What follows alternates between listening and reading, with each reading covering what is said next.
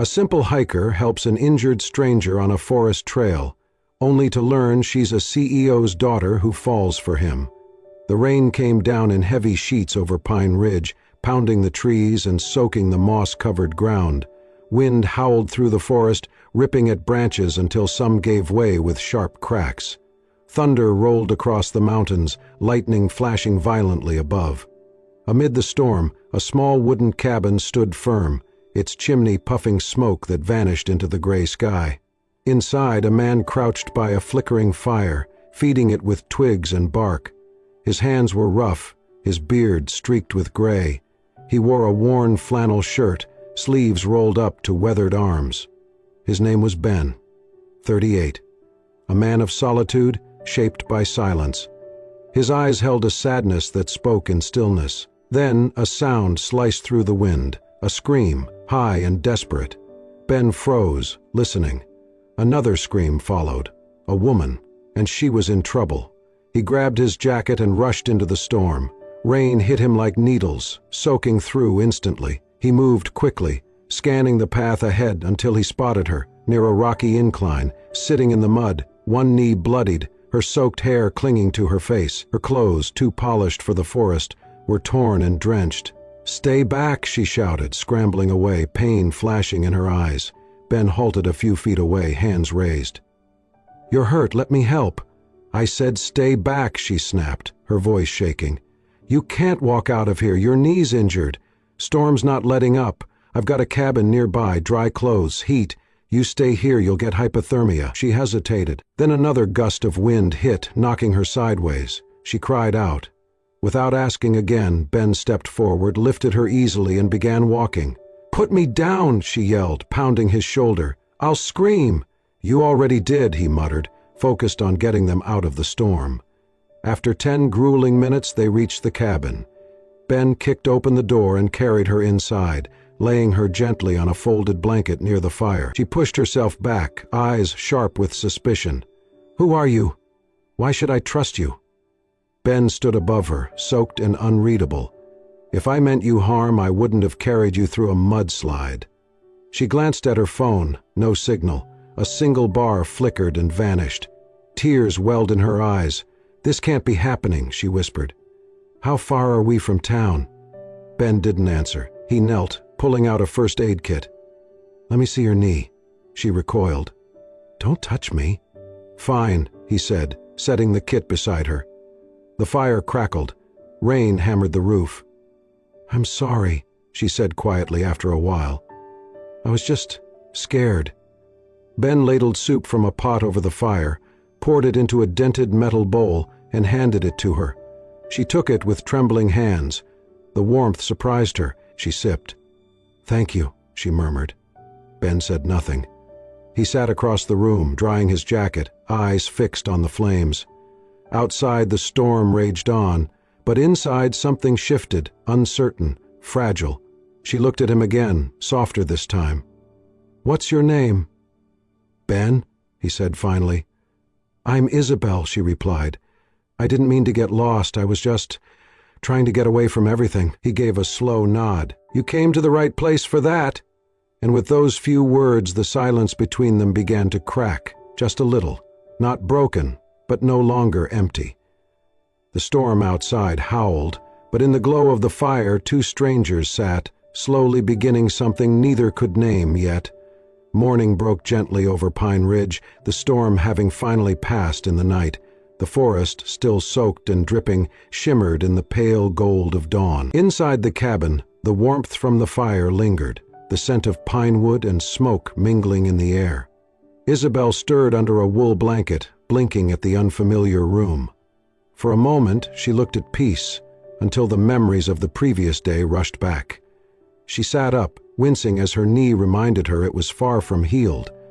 The cabin was small, but surprisingly tidy. Her gaze landed on Ben, who was standing near the window, shirt sleeves rolled up again, sipping something from a tin cup. He didn't notice her at first. She cleared her throat. "You live out here? Alone?" He glanced back briefly, then returned his gaze to the trees. "Yeah."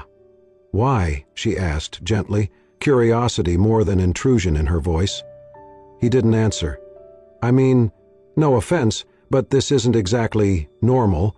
Most people don't just disappear into the woods. Ben turned, his face unreadable. Most people don't have a reason to. Isabel hesitated, then decided not to press further. Well, thank you. For last night. For the soup, the fire, not letting me die. Ben nodded once and returned to stoking the fire. Isabel shifted and reached for her jacket, digging inside the pocket for her phone. It was still dead. She sighed and pulled out her wallet to look for an ID or card that might help once she got back into town. As she did, the wallet slipped from her hand and fell to the floor, its contents spilling slightly. Ben bent down before she could and picked it up. He was about to hand it to her when his eyes froze on something inside. A small white plastic card with bold letters at the top. Isabel Carson. His hand tightened around the wallet. A strange silence took over the room. Isabel noticed the shift instantly. What? Ben looked up at her, a strange, hollow expression on his face. Carson, she frowned. Yeah, Isabel Carson. He dropped the wallet onto the floor as if it had burned him. His jaw clenched, and his entire posture changed, rigid, tense. Unbelievable, he muttered, stepping back. Of all people, it had to be you. Excuse me? She asked, confused by the sudden change in him. Ben's voice was low and bitter. Carson, Walter Carson, your father? Isabel slowly nodded, now wary. Yes. Do you know him? Ben laughed, but there was no humor in it. Know him? I know what he is, what he's done. Your father is the reason my family lost everything. Her mouth parted in disbelief. What are you talking about? He turned away, pacing once before spinning back to face her. 10 years ago, your father's company bought out this land, claimed eminent domain, said it was for eco-development. Bulldozed homes, displaced families. My family. This forest was my home. My parents built our house with their bare hands. We were forced out. My mother, she never recovered. She died 2 years later, heartbroken, homeless. Isabel stood frozen. I didn't know. Of course you didn't, he snapped. You were probably off at some private school, sipping imported lattes, blissfully unaware of the lives your father was destroying. That's not fair, she shot back. I was a teenager. I didn't run his company. Ben's eyes narrowed. No, but you reaped the benefits. Private jets, city condos, all on the backs of families like mine. Her voice rose. You don't know me. Don't act like you do. I know enough, Ben replied sharply. You're just another spoiled rich kid playing adventurer in the woods, thinking a few scratches and some rain make for a good story at dinner parties. Isabel's cheeks flushed red, whether from anger or shame she wasn't sure. You think I came out here for fun? You think I enjoy getting lost, falling off cliffs, and sleeping on cabin floors with a stranger who clearly hates me? Ben's eyes flashed. I don't hate you. I hate what you represent. That was the last straw. Isabel stepped forward, wincing from her knee but unfazed. You think you have the monopoly on pain? You lost your home. I lost my mother when I was 6. My father buried himself in work and forgot how to be human. I've been alone in a house full of staff for most of my life, so don't you dare talk to me about lattes and privilege when you don't know a damn thing about me. Ben didn't speak. His jaw was tight, the muscles in his neck straining. She stared at him, chest heaving. You want to hate my father? Fine. But don't blame me for what he did. He looked at her for a long time, something flickering behind the storm in his eyes, but instead of softening, his expression hardened. You don't get it, he said coldly. You'll never get it. Without warning, Isabel raised her hand and slapped him, hard. The sound cracked through the cabin like another bolt of lightning. They stood there, both stunned by what just happened. Isabel's eyes glistened with unshed tears. I thought you were different, she whispered.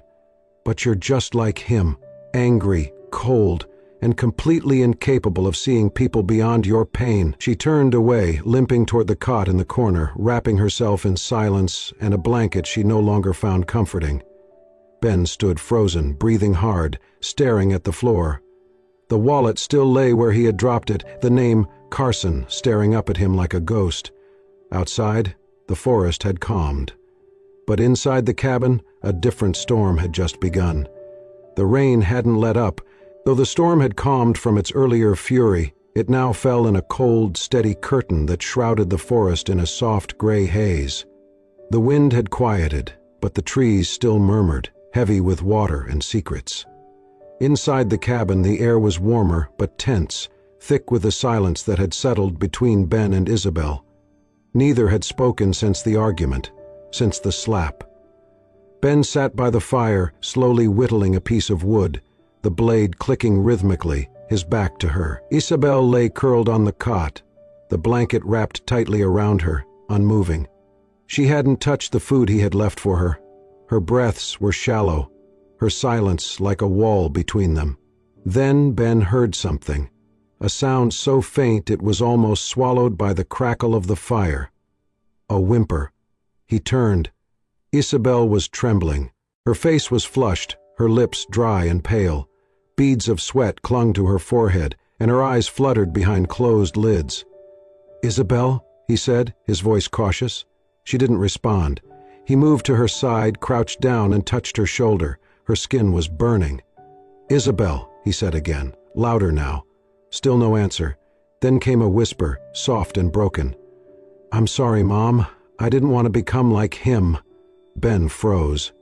His gaze moved over her, her fevered skin, the way she curled in on herself, the weak grip she had on the blanket. She was burning up.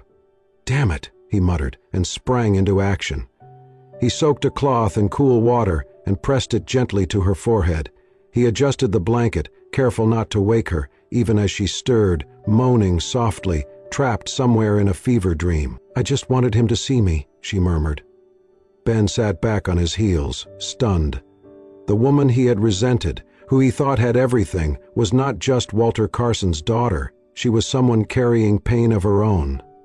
When morning came, the fever broke. Isabel stirred, blinking slowly. Her gaze found him beside the fire, his eyes already on her. "How long was I out?" she rasped. "Most of the day," he said. "Fever hit hard." She sat up slowly, confusion and fatigue still heavy in her expression. I'm sorry." Ben nodded. "You said some things in your sleep." She froze.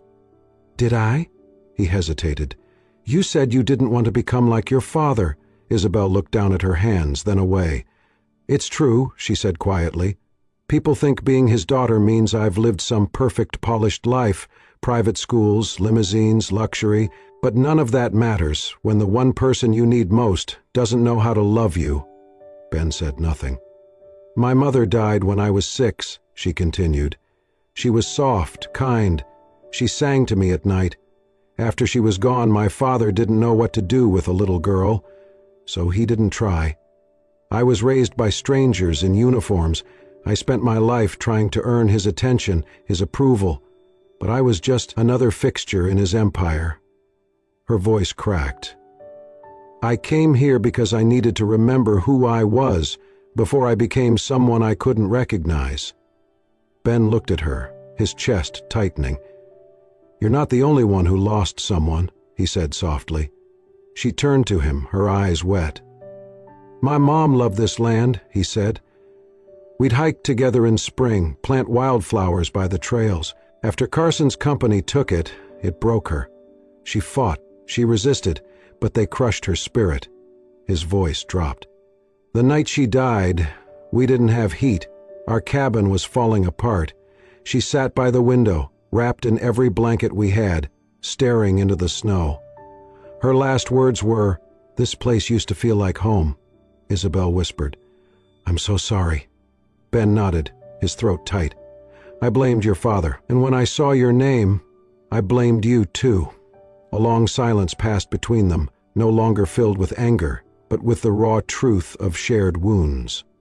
Outside, the rain continued, softer now, almost gentle. Ben returned to his seat by the fire. Isabel pulled the blanket close, her eyes on the glowing embers. That night, they didn't speak again. Ben lay on the floor, eyes on the ceiling. Isabel curled on the cot, turned toward the wall. Their backs were to each other, but the space between them had shifted. No longer strangers, no longer enemies, Just two people holding on to their own pain, learning slowly, silently, how to let go. And outside, the rain kept falling. The next morning, a light mist cloaked the forest, softening the trees into silhouettes. The rain had eased to a drizzle, and Ben finally suggested they try to find their way back. "Should be a couple miles west," he said, tightening his pack.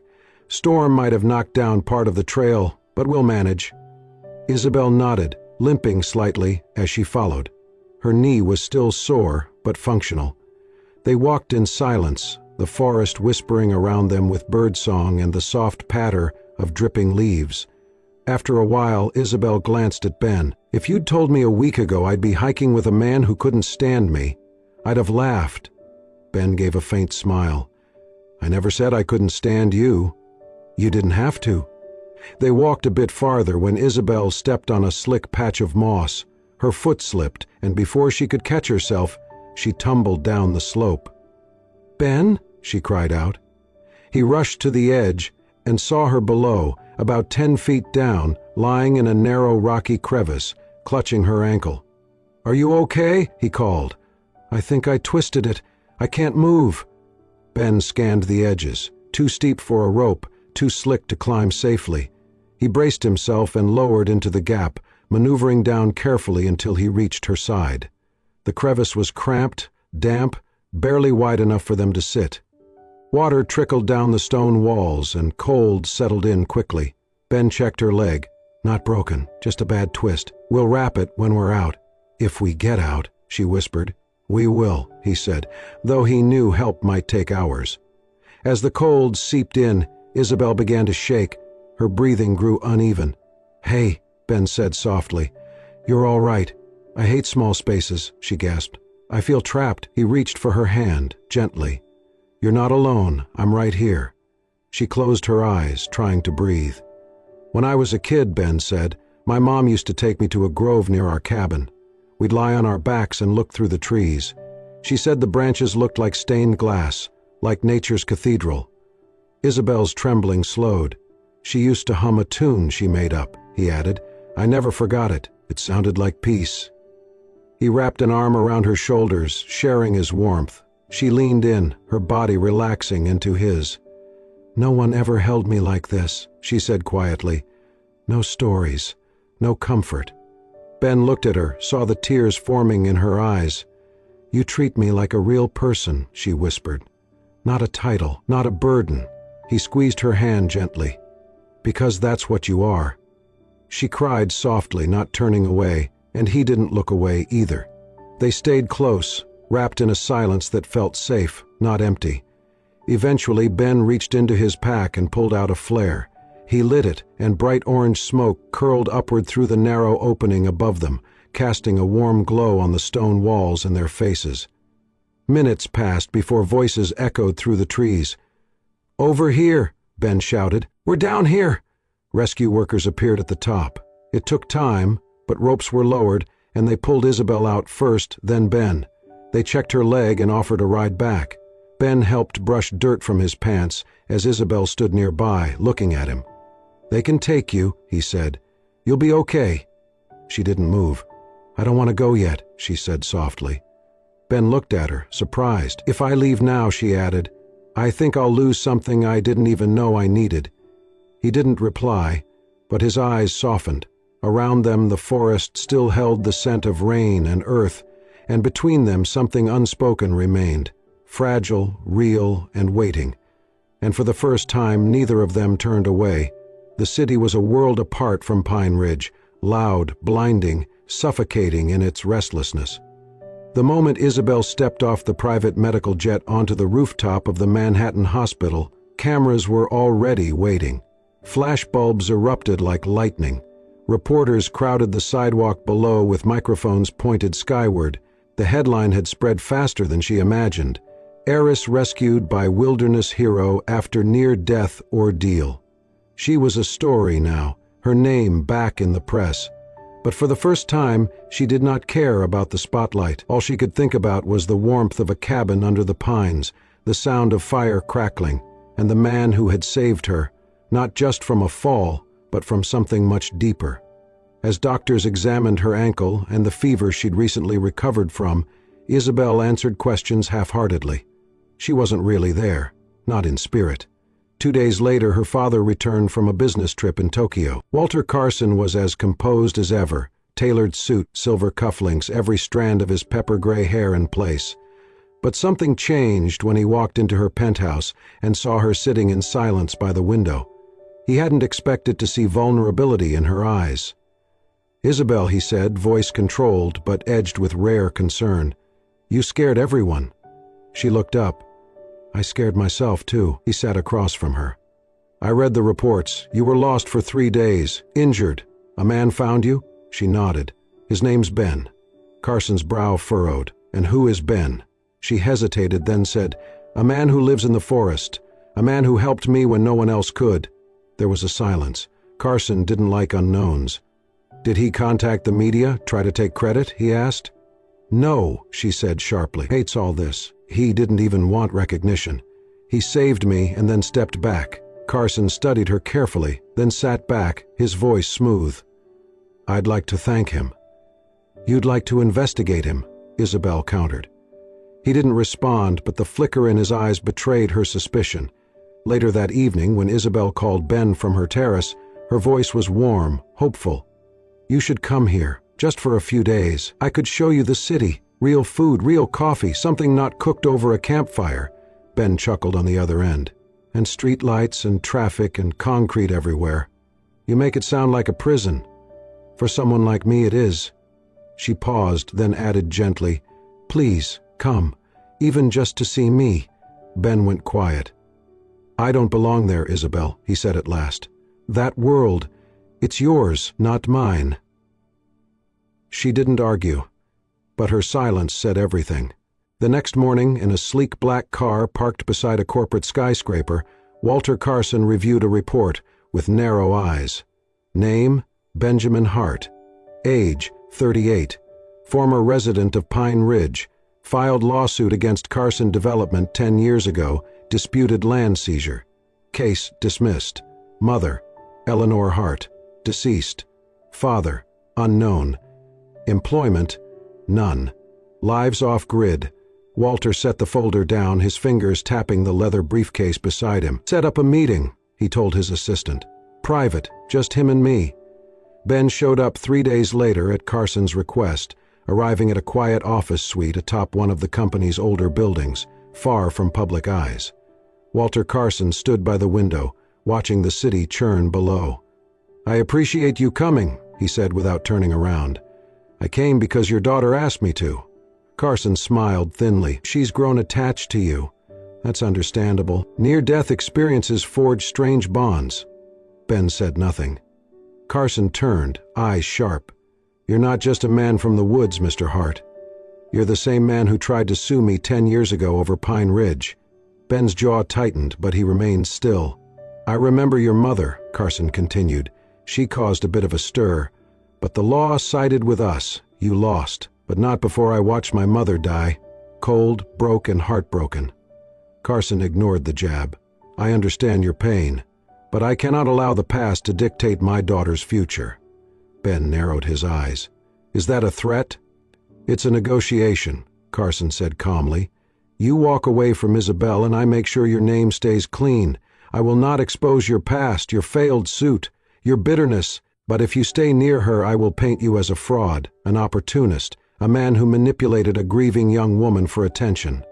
Ben stared at him in disbelief. "She's not property," he said. "You do not get to trade her like a business deal." "She is my daughter," Carson said, voice cold now. "And you are a ghost of a world we buried a long time ago." Ben didn't respond. He turned and walked out of the room without another word, but his silence spoke volumes.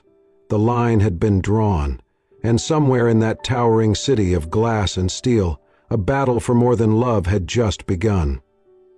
The forest had begun to shift with the season. The air turned crisper, the leaves taking on shades of rust and gold. Birds flew lower, and the hush between the trees deepened.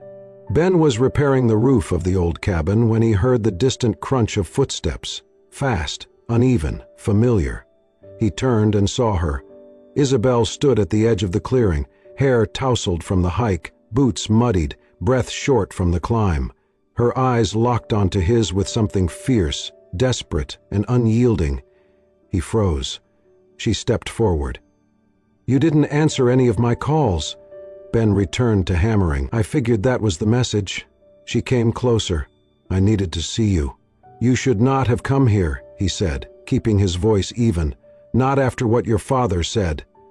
"I don't care what he said," she snapped. "I don't care about his money or his threats. I care about you."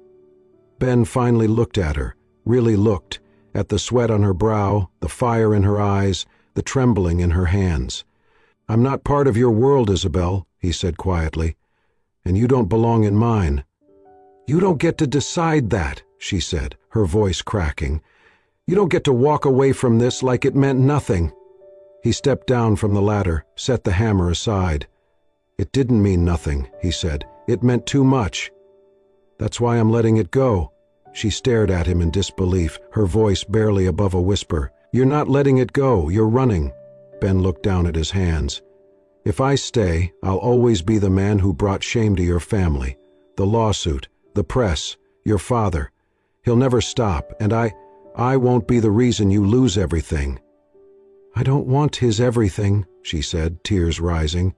"I want my own. I want a life that feels real, and I only ever felt that here, with you." Ben swallowed hard but said nothing. When he didn't move, didn't speak, Isabel exhaled shakily. She reached into her coat, pulled out a folded piece of paper, and held it out. "Then at least read this, when I'm gone." He hesitated but took the letter from her hand.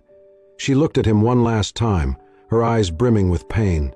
"You think pushing me away protects me, but it's not protection, it's punishment for both of us."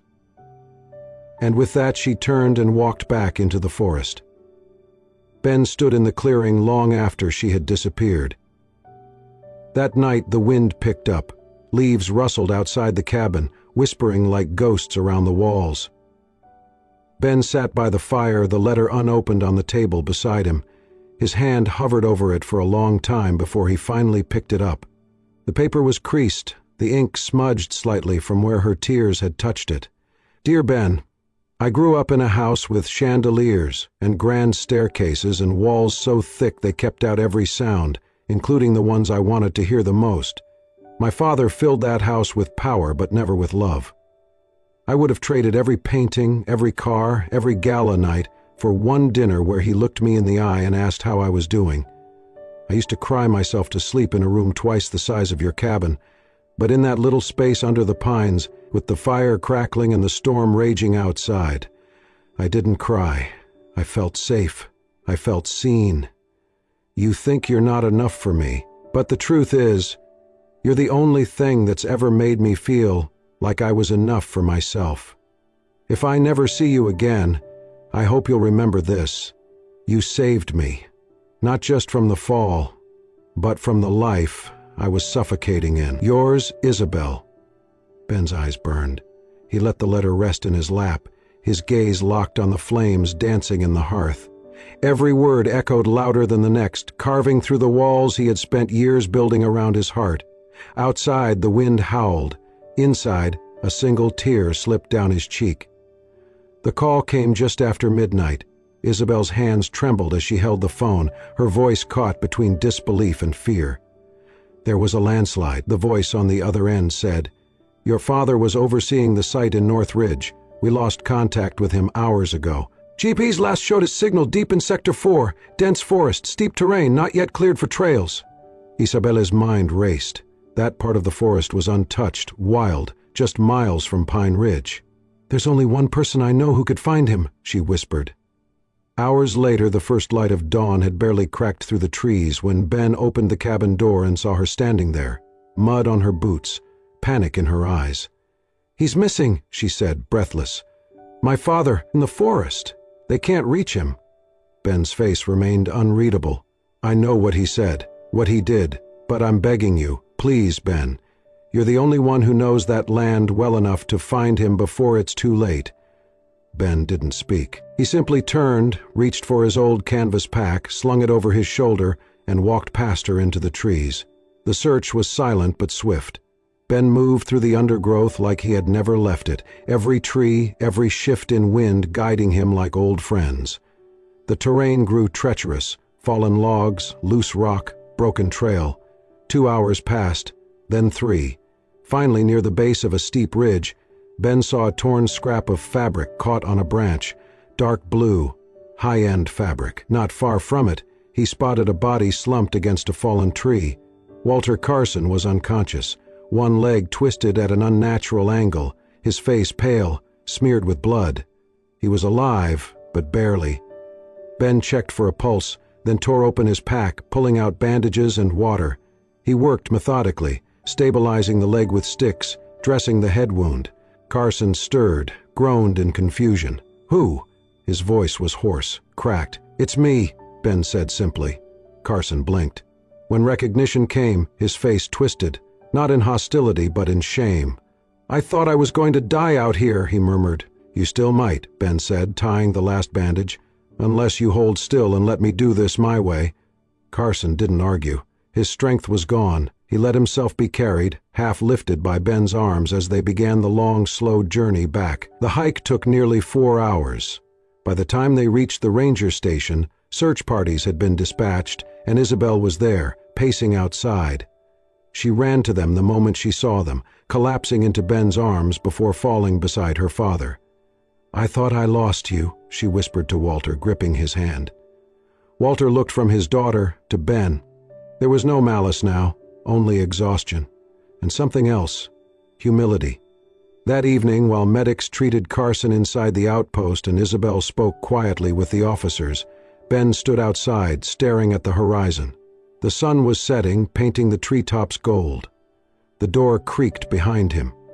Carson stepped out, leaning on a crutch, bandages across his head. "I owe you my life," he said.